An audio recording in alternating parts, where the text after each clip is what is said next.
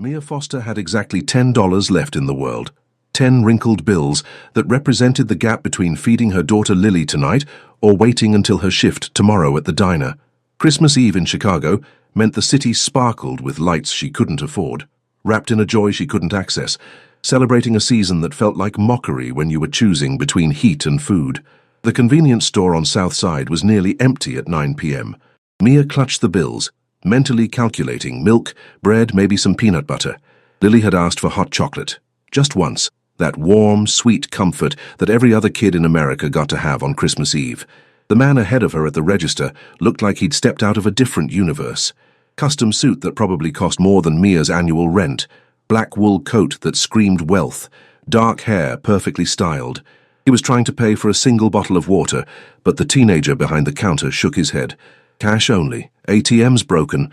Signs right there. The man's jaw tightened. His hand went to his pocket, came up empty. Behind him, the line grew, and Mia made a choice that would change everything. Here. Mia stepped forward before her brain could stop her heart. She held out a $5 bill, half of everything she had left. The man turned. His eyes were dark, almost black, and the intensity in them made her breath catch. He didn't look grateful. He looked stunned, like no one had offered him anything in years, or maybe ever. For the water, Mia clarified quietly. They only take cash when the system's down.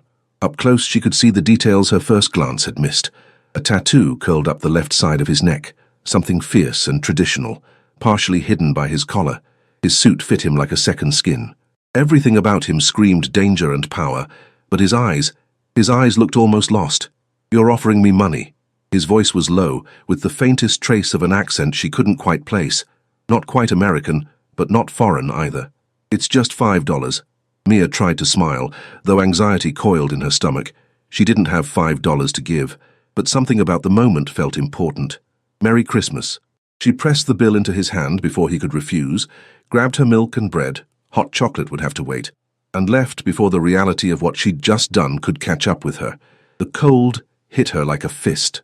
Snow fell in thick, lazy flakes, coating the Chicago streets in white that would turn to gray slush by morning. Mia pulled her thin coat tighter and started the 6-block walk home. Her breath formed clouds in the frozen air.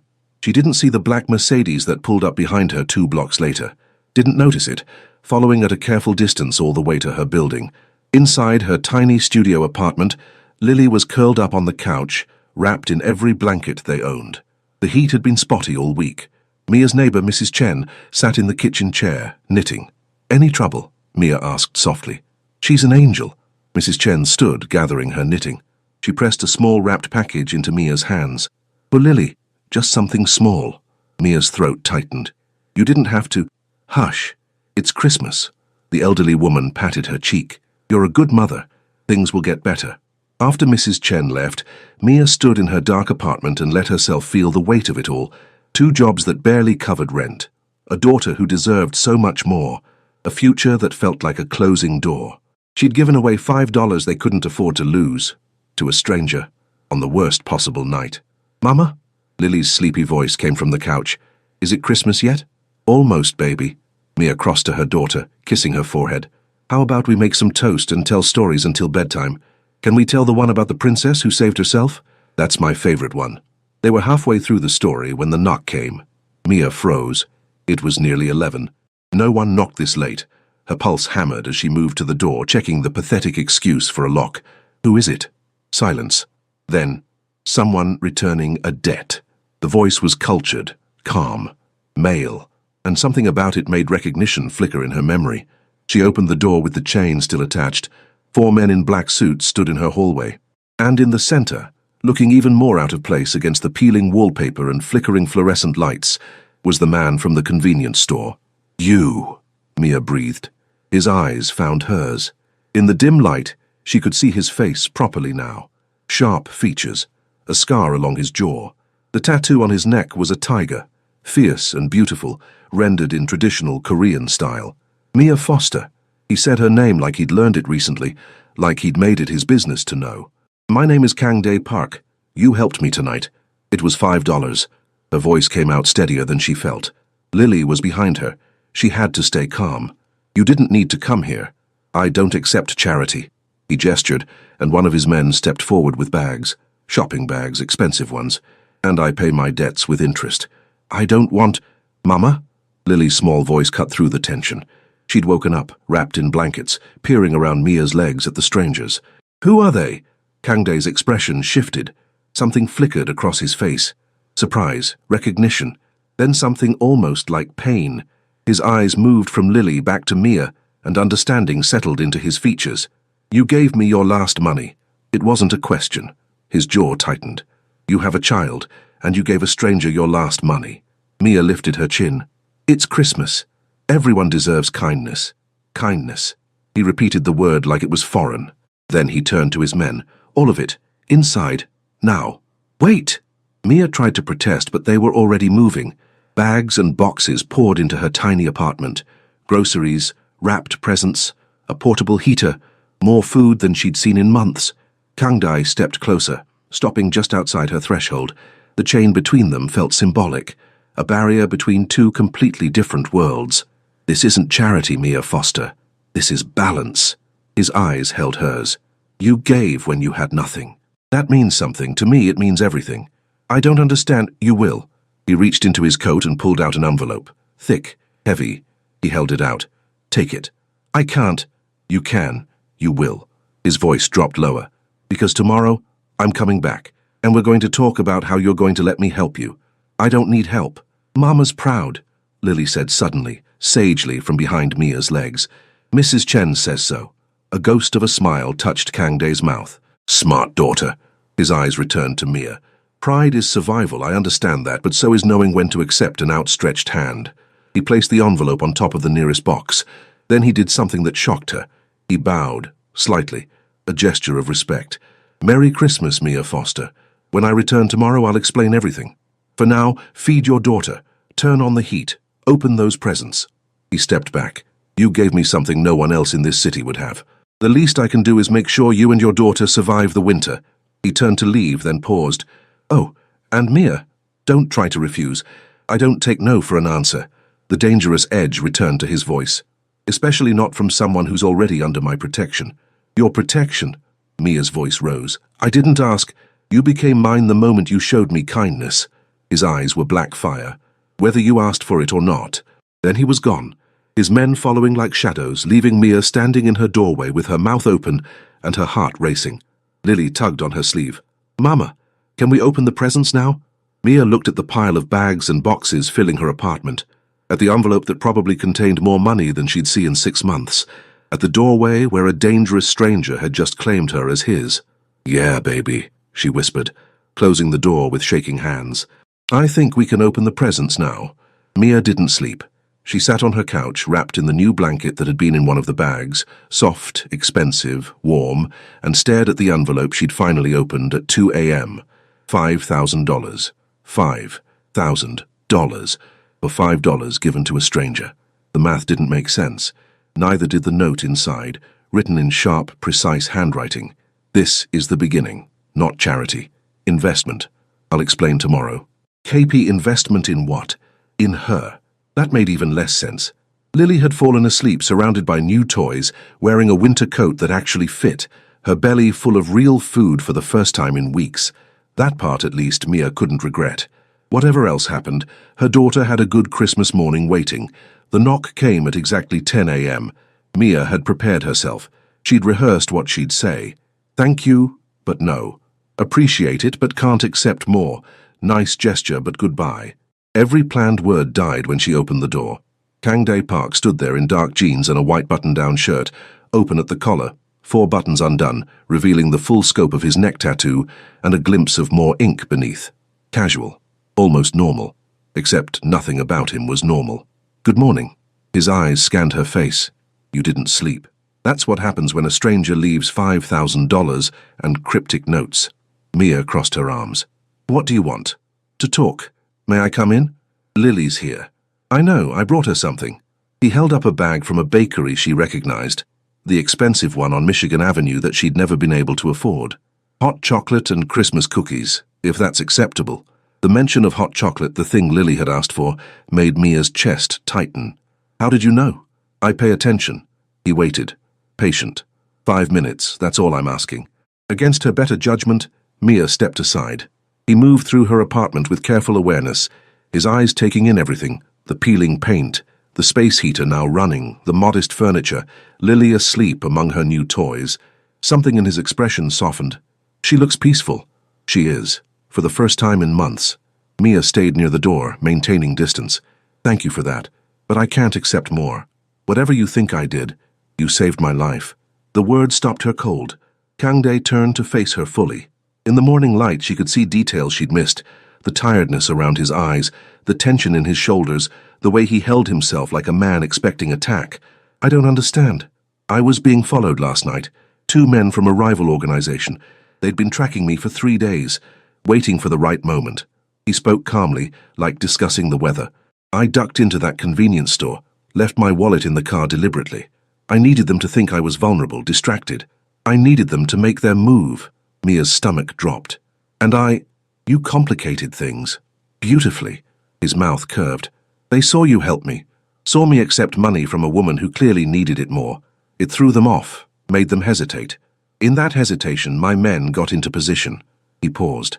By the time you left, the threat was eliminated. Eliminated. The word tasted like copper. I mean you'll never have to worry about them, and neither will I. His eyes held hers. But those men saw you interact with me. That makes you a variable, a potential target. The room tilted. You're saying I'm in danger because I gave you $5? I'm saying you were already in danger the moment they noticed you, but I'm also saying you're under my protection now.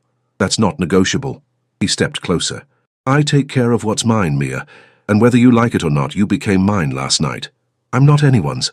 She lifted her chin despite the fear crawling up her spine. I don't belong to you.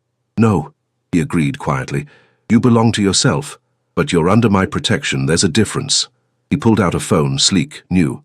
This is for you, pre-programmed. 1 button connects directly to me. Anything happens, anything feels wrong, you press it. I have a phone. Not one that reaches me in 3 seconds. He held it out. Take it, and if I refuse, then I station guards outside your building 24 hours a day. Your choice, invisible protection or visible deterrent, but protection you will have. Mia stared at him, at this dangerous, complicated man who'd invaded her life over $5. Why do you care? Because you cared. Simple. Direct. You had nothing, and you gave anyway. That's rare. He seemed to search for words. That's worth protecting. I'm not a thing to be protected.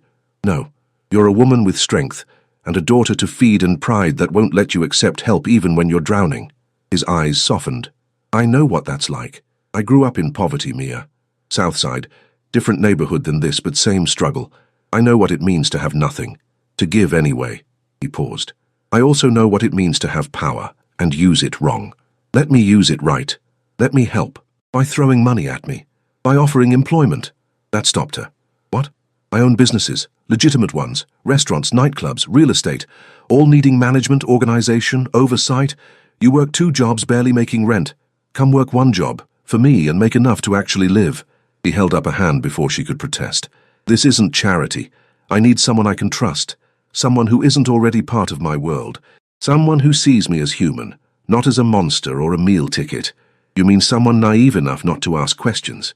I mean someone brave enough to give a stranger their last $10. His voice dropped. That takes a kind of courage I rarely see. That's valuable. You're valuable. Lily stirred on the couch, mumbling in her sleep. They both looked at her, and when Kangdae's expression gentled, Mia saw something she hadn't expected. Loneliness. I'll think about it, she heard herself say. Good. He handed her the phone. Keep this regardless. Press the button if you need anything. Anything at all. He moved toward the door, then paused. The money in the envelope. That's yours. No strings. But the job offer stands. I'll be back tomorrow. You keep saying that. Because I keep meaning it. He looked back at her, and the intensity in his gaze made her pulse skip. Get used to seeing me, Mia Foster. I don't abandon my people. I'm not your people. Not yet. He smiled, predatory and promising. But you will be. After he left, Mia stood holding the expensive phone, staring at the door, wondering what she'd just agreed to. Behind her, Lily woke up. Mama, was that the nice man from last night? Yeah, baby. I like him. He has kind eyes.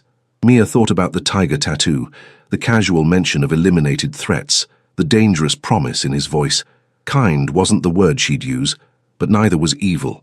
He was something in between, something complicated and fierce and absolutely terrifying, and he'd just made her his project. Kang Day came back the next day, and the day after, and the day after that. Each time he brought something, groceries, toys for Lily, once a new winter coat for Mia that fit perfectly, making her wonder how he knew her size. Each time she tried to refuse. Each time he simply left it and walked away. His message clear. Her acceptance wasn't required. By the 4th day, Mia stopped protesting. By the 7th day, she started expecting him. "You're persistent," she said, when he showed up on New Year's Eve with champagne and apple juice for Lily. "I prefer determined." He set the bottles on her counter, which he'd had someone repair 3 days ago, along with her leaking sink and broken window latch. "Have you thought about my offer? The job." He'd mentioned it every visit but never pressed, just let it hang there, tempting and terrifying. "I have questions." "Ask them." Mia gestured to her couch. Lily was at Mrs. Chen's for the afternoon, giving them privacy. That had been happening more. Kang Day timing his visits when Lily wasn't home, as if he understood Mia needed to face him without her daughter watching. He sat, in jeans and that white shirt again, buttons undone, tattoo visible. She'd learned it was deliberate, a signal to his world that he was off duty but still dangerous. The tiger marked him as part of the Baeko clan, Chicago's Korean mafia. He'd told her that himself, casually over coffee 4 days ago. "I do research," she'd said. "Good. Then you know what you're dealing with." She did, and it should have sent her running. Instead, she'd invited him in for coffee the next day. Now she sat across from him, hands wrapped around a mug, and asked the question that mattered most. What exactly would I be doing? Managing operations for my legitimate businesses. Scheduling, inventory, finances, staffing, making sure everything runs smoothly. He leaned forward. "I have people who handle the other aspects of my life. I need someone to handle the normal parts, the legal parts. And you trust me with that?" "I trust you more than people who've been with me for years." His eyes held hers. "You don't want anything from me. You didn't ask for this. That makes you the safest person I know. What if I learn things I shouldn't?" "You won't." "I keep my world separate." He paused. "But if you did, I'd trust you not to speak. Because you understand loyalty. You understand protection. You do it every day for Lily." The mention of her daughter made Mia's chest tighten. "And her? If I work for you, does she become a target? She's already under my protection. Working for me doesn't change that. If anything, it makes her safer. She'll be known as family. Family. That's what my people become. Family." His voice softened. "I don't have much real family left, Mia. My parents died when I was 18. My younger sister is in California, far from this life. Everyone else is chosen family, people I trust, people I protect." He met her eyes. "I'm choosing you. Both of you." Something in his tone made her pulse race. "Why?" "I told you. You showed me kindness. That's not enough reason to upend your life, isn't it?" He stood, moving to her window, looking out at the snow-covered street. "I've lived in darkness for 15 years, Mia. Built an empire, eliminated threats, survived when I shouldn't have. People fear me. They respect me. They obey me. But no one—" He stopped. "No one has been kind to me without wanting something in return. Not since I was a child." The vulnerability in his words hit her like a punch. "Until you." He turned back to her. "You gave me $5 you couldn't afford to lose. You asked nothing in return. You didn't even want to know my name." His eyes burned. "Do you understand how rare that is? How precious? It was just money. It was humanity." He crossed back to her, stopping close enough that she had to tilt her head back to hold his gaze. "Let me repay it. Let me give you security. Let me—" He stopped, jaw tightening. "Let me have something good in my life, please." The please broke her. Mia had built walls around herself for years, had to survive. But this man, this dangerous, complicated man, was asking to be let in. Not demanding, not taking, asking. "Okay," she whispered. His eyes widened. "Okay? I'll take the job. On one condition. Name it. You don't hide what you are from me. I don't want to work for a lie.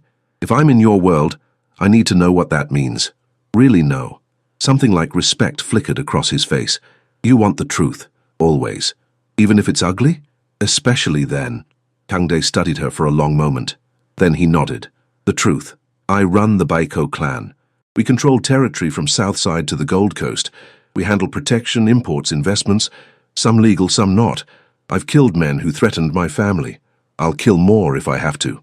His voice never wavered. I'm not a good man, Mia, but I'm a fair one, and I protect my own with everything I have.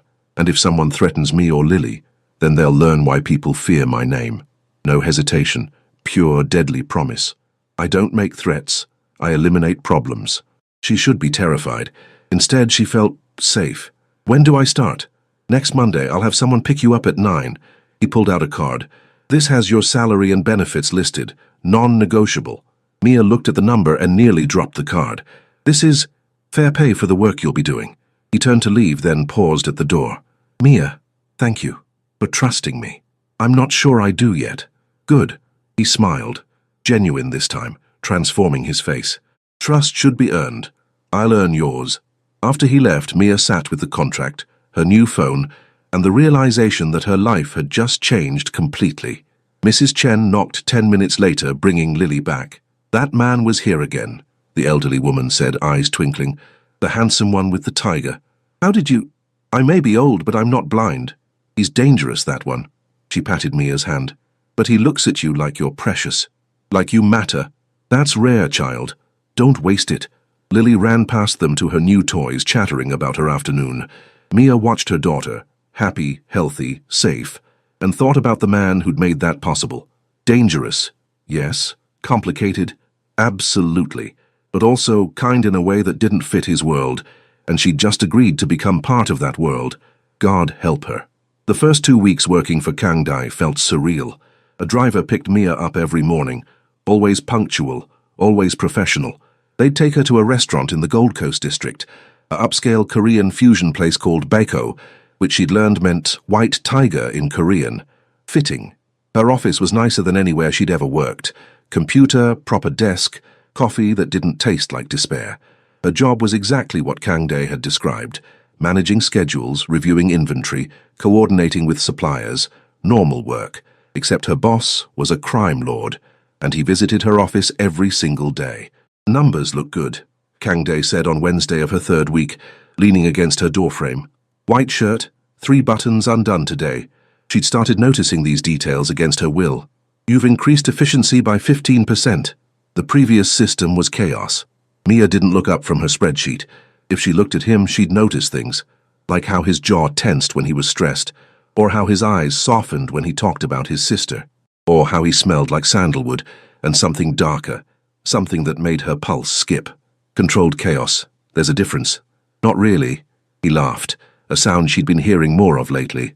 It transformed him, made him look younger, almost carefree. Almost. How's Lily adjusting? That made her look up. He asked about her daughter every day. Remembered small details, that Lily loved purple, that she was scared of thunderstorms, that her favorite food was bulgogi after trying it from the restaurant.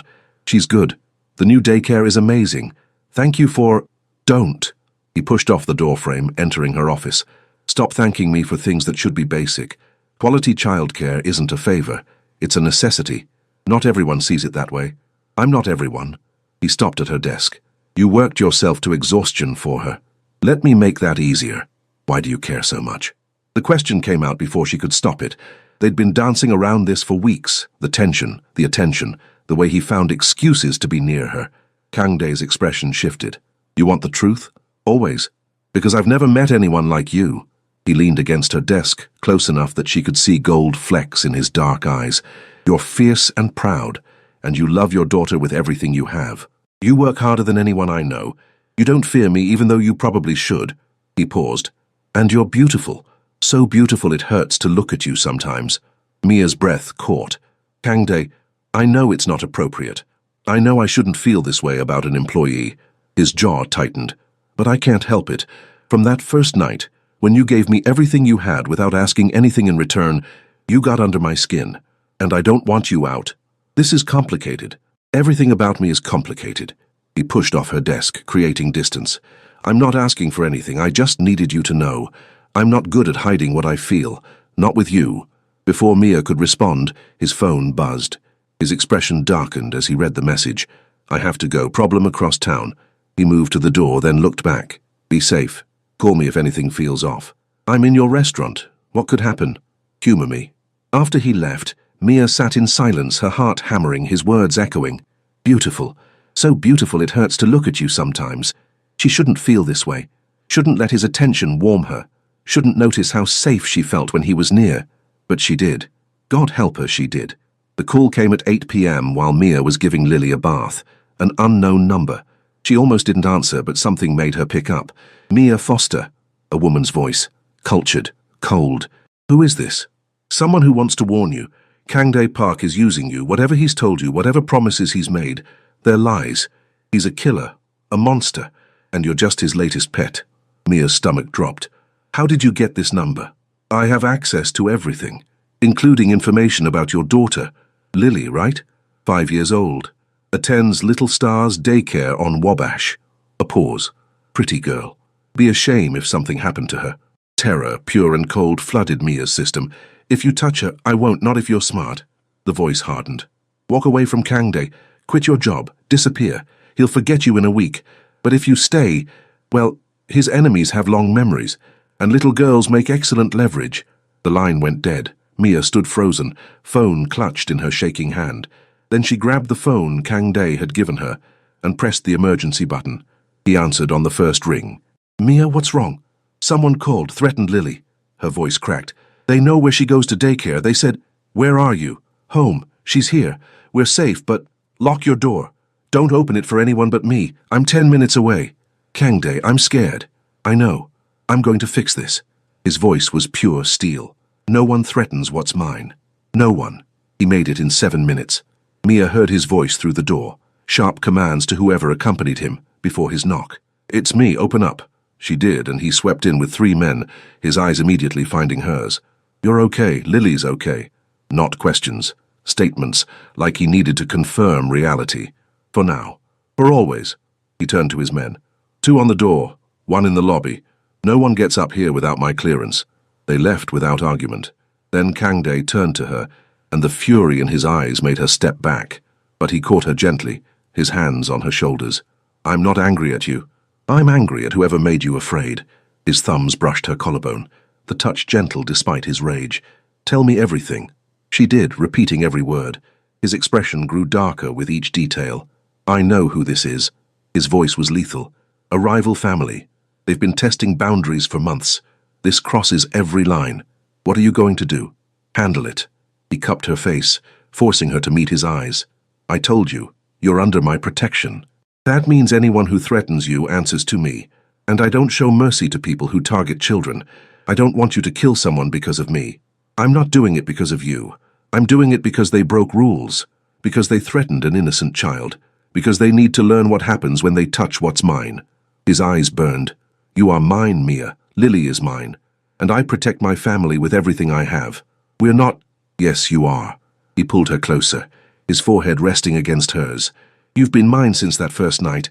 I just hadn't claimed you yet. Now I have, and everyone will know it. Kangdae, let me protect you. Let me show them you're untouchable. His breath ghosted across her lips. Let me be what you need. What I need, she whispered, is to stop being afraid. Then trust me. Can you do that? Looking into his eyes, dark and fierce and absolutely devoted, Mia realized she already did. Yes. His kiss was inevitable. Gentle despite the violence coiled in his body, claiming despite the question in his touch. And Mia kissed him back, letting herself fall into the dangerous promise of him. Behind them, Lily called from the bathroom, shattering the moment. Mama, I'm ready to get out. Kangdae pulled back, his thumb brushing Mia's lips. Go take care of her. I'll be here when you're done. I'm not leaving you tonight. You can't stay. Watch me. Kangdae kept his word. He stayed that night, sitting in her kitchen while she put Lily to bed, making calls in rapid Korean that sounded like orders. When Mia emerged, he'd made tea. Proper Korean tea from leaves she definitely hadn't owned. You brought tea. I brought a lot of things. He gestured to bags by the door. Security equipment mostly. Cameras, better locks, an alert system that connects directly to my people. You can't turn my apartment into a fortress. Watch me. No compromise in his voice. He poured her tea. Sit. We need to talk. Mia sat, exhausted and wired at once. About what? About what happens next. He settled across from her. I'm handling the threat. By morning it'll be resolved. But this situation exposed something I've been avoiding. What? You're vulnerable because of me. You and Lily both. As long as you're connected to me, you're a target. He met her eyes. I can't undo that, but I can make you untouchable. How? By making it official. Move into one of my properties. Let me provide security. He stopped. Let me take care of you properly.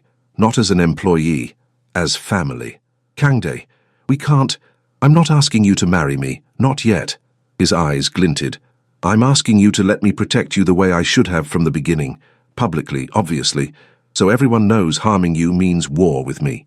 That's essentially making me mine. Yes. No apology in his voice. I claimed you tonight, Mia. I can't take it back. Don't want to.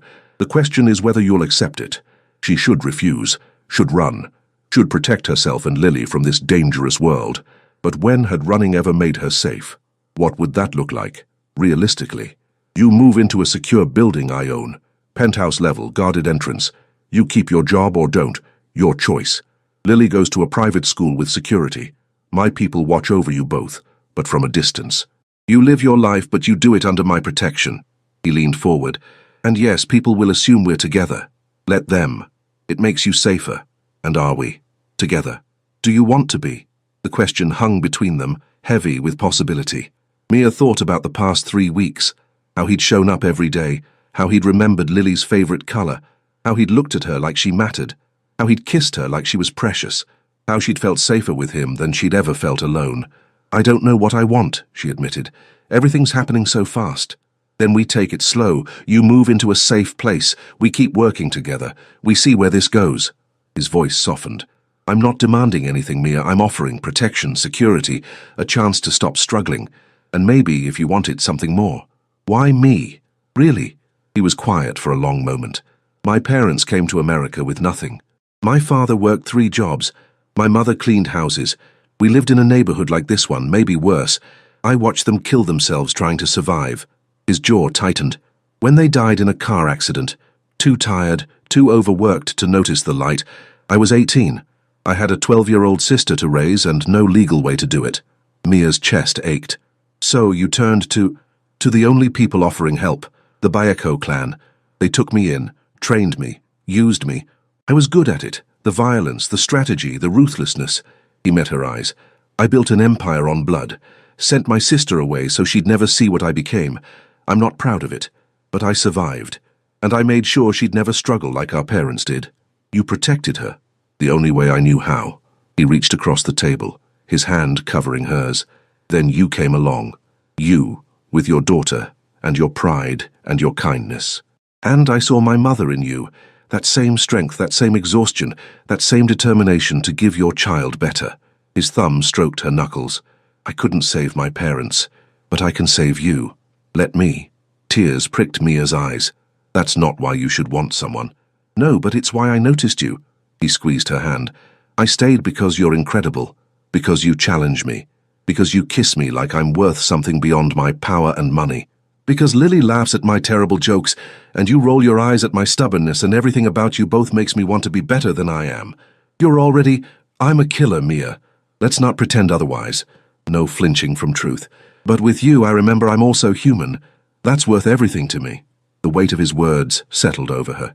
This man, this dangerous, complicated man, was offering her the world. Not demanding. Offering. Okay. His eyes widened. Okay. We'll move. We'll accept your protection, and She took a breath. We'll see where this goes. Slowly.